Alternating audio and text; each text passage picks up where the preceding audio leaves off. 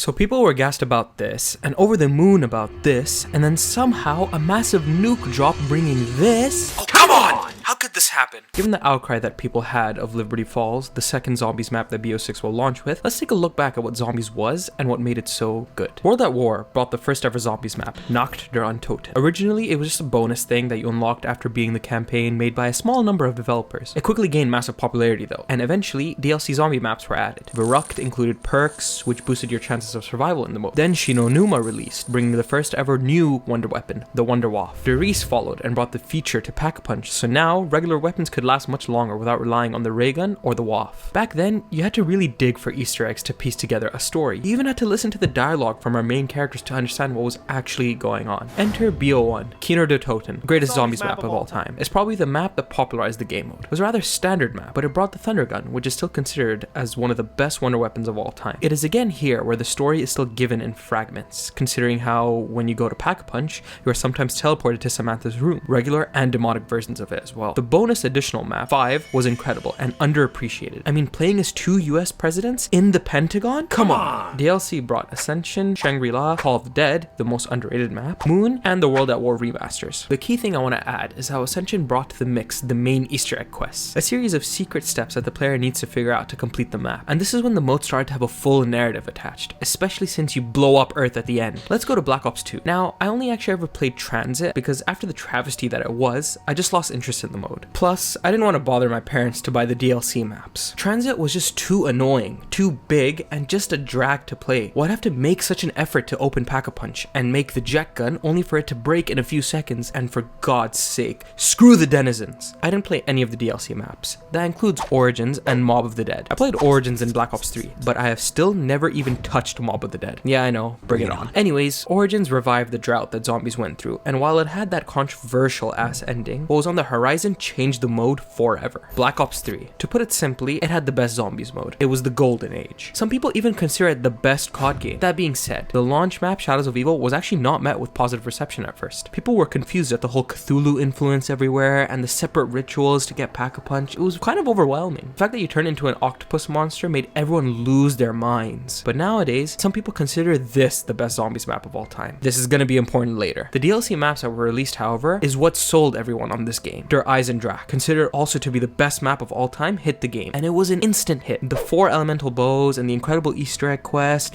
this is what made everyone love the game mode. It even had its own boss fight, the first one ever. The next DLC map was Zetsubo no Shima. To keep it brief, it was extremely challenging, and just like Shadows of Evil, people now love the map. Agorod Krovi came and was also an instant hit. The Raygun Mark III made an appearance for the first time, and it had a pretty fun main Easter egg quest. The story was ramping up too, and everyone was extremely excited for what would be the conclusion to the main storyline, Revelations. In the moment, this map was loved. It had several sections of previous maps scattered around and returning overpowered wonder weapons. But following how underwhelming the ending was, coupled with an annoying Easter egg hunt and a reused boss fight from Shadows of Evil, along with the big nostalgia effect wearing off, it left a sour taste. Then a 4th Black Ops game was revealed, and on launch, it would feature 4 launch maps. Long story short, Treyarch made 2 different zombie storylines that were at that point completely unrelated to each other. The Ether storyline, what we're all familiar with, and the Chaos storyline. People were mostly still interested in the Ether storyline, and with a few good maps but mostly horrible mid-tier ones, it seemed like Zombies was over. Back then, Chaos maps were swept under the rug, and today these maps are considered amazing. That being said, it didn't feel like Zombies anymore. You had these classes where you could choose what starter weapon you spawn with, or what perks you wanted to spawn in with. Juggernog wasn't a thing. Quick revive was now the default, meaning you had 3 lives from the get-go. It was so jarring. Then in 2020, Black Ops Cold War was released, following the release of Warzone. Warzone didn't only change COD, it massively overhauled the feel of Zombies. Rarities, specific loadouts, the way your character moved, it was all just Warzone. Now, I enjoyed Cold War for the most part, mostly just D-Machine, but then when Outbreak came out, I pulled out entirely. Zombies should be strictly round-based. It has no business being anything else. And what seemed like the final nail in the coffin was Vanguard Zombies. I didn't play it. I just watched Milo play it for a few minutes and realized just how depressed the guy was. Needless to say, worst Zombies installation to date. And that's when it seemed like it was over. Until Modern Warfare 3 Zombies, which from what I've seen and heard isn't a big improvement. Let's fast forward to now. The Black Ops 6 marketing started strong, with a bunch of the OG Zombies YouTubers beefing and... Okay, I shouldn't make that joke, but come on, the joke was right there. Anyways, bubblegums were returning, and people lost it. This was it. Could the golden age of BO3 be happening again? Then gameplay for Terminus was revealed. And yeah, for what seemed like an eternity, I felt excited for Zombies. The map had atmosphere, a set crew for goodness sake, and a fun looking wonder weapon. They're calling it the biggest Zombies map to date in their marketing. The hype only grew when the second map that was going to be on launch had its intro cinematic revealed. Following Modern Warfare Zombies ending, with potentially the Shadow Man coming back, it showed our boy Richtofen back, with Nolan North voicing him again. The animation looks beautiful, the wafts effects looked amazing, and everything just fits so well. And the ending reveal of Samantha, potentially the OG little girl Samantha that we're all familiar with, caused the internet to go crazy. Zombies was back, and nothing could ever stop.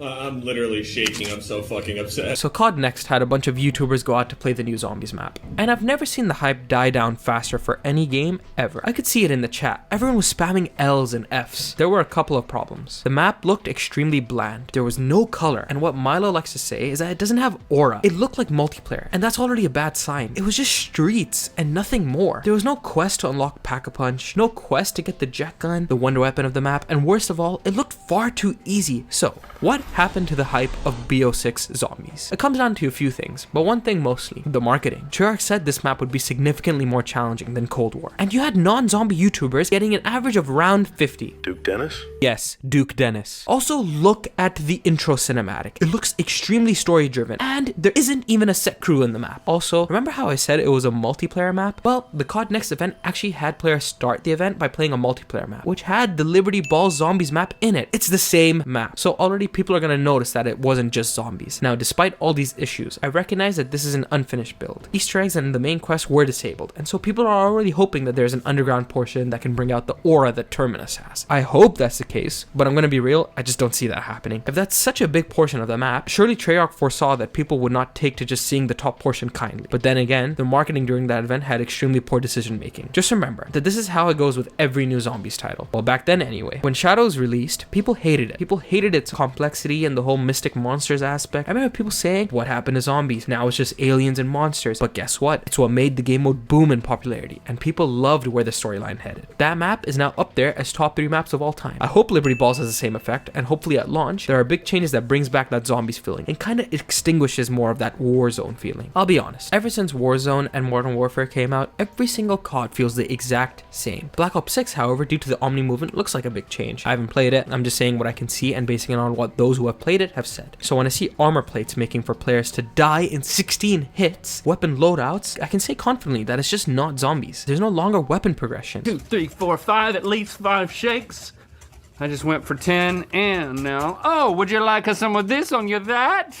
Look, I can excuse most of these because I enjoyed Cold War for the most part. What I think needs to happen is that people need to get out of the BO3 nostalgia. Trust me, I miss that game too. Let's face it, they're now trying to cater to a new fan base. They want people who liked Warzone and multiplayer to come to the mode and not feel confused. After all, Warzone was the biggest cash cow they've ever had. Because Liberty Balls doesn't have a set crew, so yeah, you best believe there are gonna be guest skins. I said it again, god damn. I wouldn't ride out that nostalgia train completely. The Shadow Man is back. Richtofen is back. And don't be surprised if Monty comes back, or even the Permis crew. Could the Great War map actually happen? No, that's where I draw the line. Overall, I think people are exaggerating quite a bit over how Zombies is done. And it's not by a long shot. Terminus still looks incredible, and even if nothing changes for Liberty Falls, I'm still going to be enjoying it. That is unless the map that's released later this year tanks. If that sucks, it might just be over. Thanks for watching. Leave a like and subscribe.